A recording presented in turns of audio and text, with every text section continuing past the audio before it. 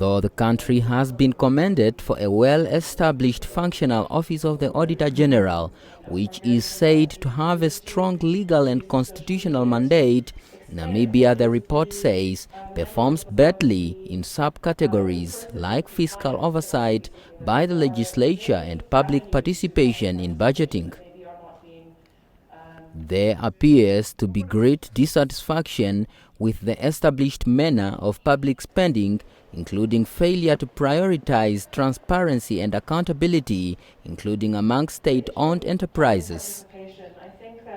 The report questions the independence of the Office of the Auditor General and whether public institutions entrusted with public resources are faithfully cooperating with the Office of the Auditor General, given the institution does not have powers to punish those found wanting. A lot of the SOEs that are often in our news, which often have very dismal finance situation, and then of course there is a pretty clear understanding that very often something is very wrong at these SOEs in terms of management, in terms of performance.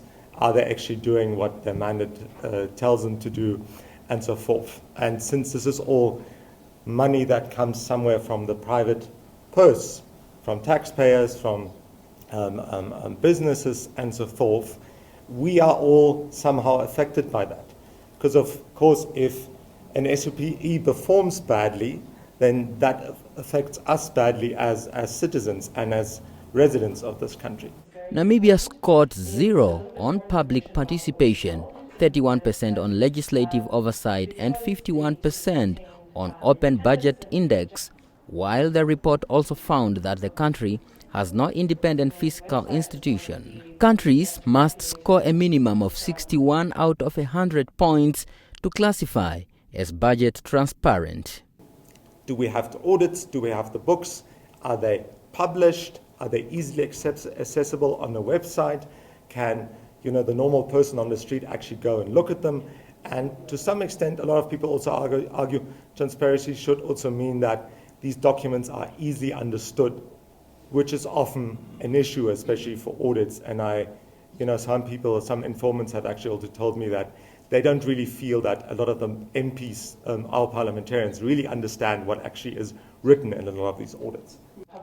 Research associates Dietrich Rimert, Martha Nangolo and Ndeshi Fikameni says given the state of affairs, it is no surprise that citizens have lost trust in government institutions and elected representatives, albeit public finances may be one among other factors contributing.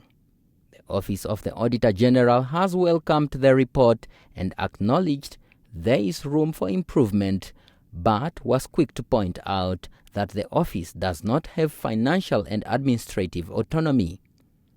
And the emphasis, of course, there's quite emphasis on the mandate and status of the OAG as the supreme audit institution in the country.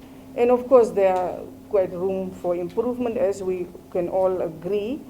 Currently, the office is in the process of crafting its 5-year strategic plan, and in that we'll surely make sure that we prioritize the demand among stakeholders. Auditing of public finances provides a good financial yardstick for performance of the public sector. The report thus says functional and transparent public sector auditing is key to unlocking a country's economic excellence. Daniel Nadung, NBC News, Windhoek.